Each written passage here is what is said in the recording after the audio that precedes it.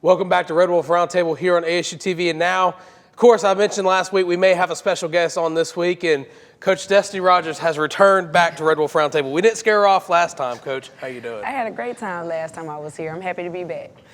So, of course, we know the season's just right around the corner. You guys are fixing to take the road to play Western Michigan, you guys' first regular season game. But I got to ask, how's the offseason been and how's kind of everything been up to this point? Yeah, the offseason has been really good.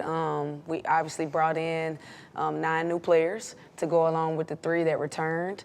So just to see a team gel as quickly as this team has gelled just in the summer, we knew that we wanted to do some things differently. So we've completely changed up our offense and we've completely changed up our defense. So we hit the ground running on day one. And I was surprised to see how quickly the girls bought into it and how quickly they were able to recognize the pace at which we want to play. And so it's been really, really good so far. Right. So what are some of your expectations for this season? Yeah, the biggest thing for me is I just want us to take it game by game. I think my first 2 years as the head coach here, I talked a lot about outcomes and expectations for a team, and I'm trying not to do that this year. For us, it's been about the process. So focusing on the process of what it takes to get to the outcomes that you desire. So, every day, what can we do to be better? So, we play Monday, and while, yes, we're referencing our first game, we're still talking about, hey, what can we do today to be better than we were yesterday? And I just believe that that's been working for us, and we're going to kind of stick to that this season. And like you mentioned, Coach, you brought in 9 new players. Has it been challenging for you and as the staff as a whole to get, you said they came together quick, but was it challenging at first to get this team to really gel together and, get the chemistry? Because you can have chemistry in practice, but it's completely different having chemistry on a court in a game. Yeah, absolutely. And I think that, when I sit here and I tell you guys that we have chemistry with our team right now, with it being a new team, it's like, how is that possible? But the truth is they really do, and I think that goes down to they hang out a lot outside of basketball. So they do movie nights, they go out to eat, they do all kind of stuff together outside of basketball, and so that shows up on the court for them as well. So, I haven't been around a team that's gelled this quickly chemistry-wise. We've been able to play 2 scrimmages before our first game, and it's been really good, just seeing them, kind of come together and play together. This is a situation where when you see us play, it's gonna look more like a team. Like there's not 1 or 2 players that we depend on everybody.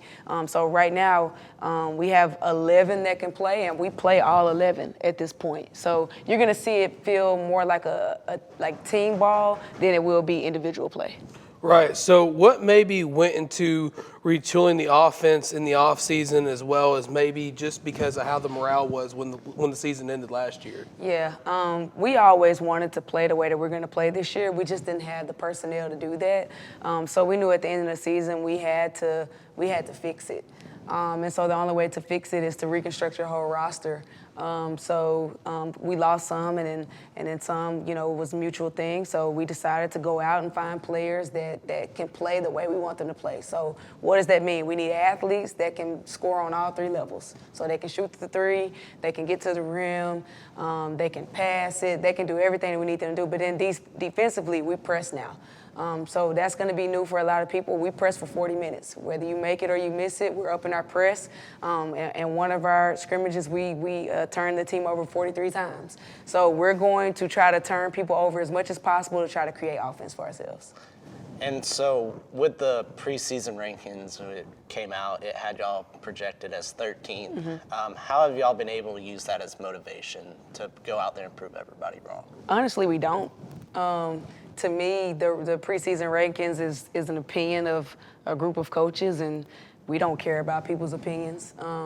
So I understand why we were picked 13th, because we have a brand new team and no one knows the capabilities of this team. And at this point, I'm okay with that. I'm okay with nobody knowing right now. But I do believe that soon you'll see that this team is special, and I really think that this team could be good. Right. So what does it mean to you, of course, because not a lot of coaches can lose almost 95% of the roster and completely turn it around the next year, the next season. So what does that mean to you as a coach, being with your background in basketball, being able to not only find this new roster, but still be able to put a competent and competitive roster on the floor? Well, I got to use my faith in this. I think that this year is going to be a testament to what God can do. And so there were moments this spring where it was frustrating because you are reconstructing the team and you want to make sure you do it right. But I just had a strong belief that things were going to work out. And I truly believe now that we have this team here and we've been through practices and we've been through 2 scrimmages, that this is the team that was supposed to be here. Things worked out the way it was supposed to. And so I think that, this season you'll get to truly see that. Was it easy? Absolutely not. It's hard to put together a new team and have all the visits that we had to have and try to convince people to come be a part of your program when maybe it looked like, on the outside looking in, maybe it looks like it was falling apart. I don't think that it was falling apart. I think that this is just the beginning of something fresh and something new and also something special. And with this being your 3rd season as head coach for Arkansas State, which ways have you seen women's basketball here at Arkansas State pretty much evolve? Yeah, the crowd support is always amazing. The first 2 years, we didn't win the way we want to win, but I always go back to last year, and I truly believe that if our best player doesn't break her finger when she breaks it, I think that we finish a lot stronger than we finished. But you can't control injuries. It is what it is. But for this team moving forward, I believe in what we do with all my heart. When you see us play, you're going to say, what in the world is going on? Because we don't look anything like what we looked. And sometimes it can look a little unorthodox and fast and all over the place. But there is a rhyme or reason to what we're doing. We're trying to make people uncomfortable and speed them up. And then offensively, sometimes we take some quick shots and we shoot a lot of threes and a lot of layups and threes. So I think it'll be fun to watch. And, the biggest thing is when people come to see us play, they're going to think that, we have just completely changed everything we did, which we have, but this is the way we always wanted to play. We just didn't have the personnel to do it. Right. So, of course, last season you mentioned briefly just about what the offense was and your best player breaking her finger, but you guys were still scoring about 66 points a game. So is the offensive production something you've tried to ramp up in the offseason? Of course, I remember last year Anna was really reliant from the corner. Winter was really reliant inside. So it's just there been that conversation that, like, hey, I need everybody playing. I need everybody scoring, not just 2 or maybe even 3 people. Yeah, the biggest issue that we had with last year's team was a lack of depth. And so we knew that we needed to address that, and so we addressed that with the portal. So we have a lot of kids that chose to come here for their last year. And when we look at, our stats from our first 2 scrimmages, we had 3 people in double-digit scoring in both games.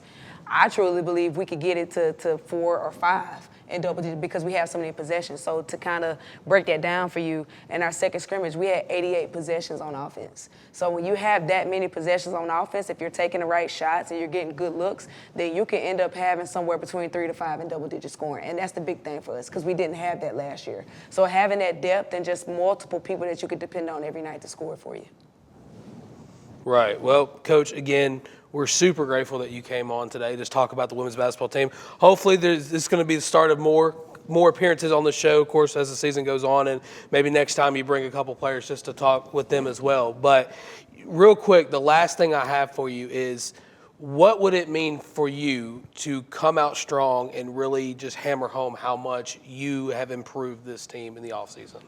It would mean a lot for us to get off to a strong start, but I'm not going to put those expectations on myself, and I'm not going to put those expectations on the team. For me, I don't really care what people think about our program. I know that we work hard every single day, and I know that we do things the right way. And I do know and believe that God put this team in place for a reason.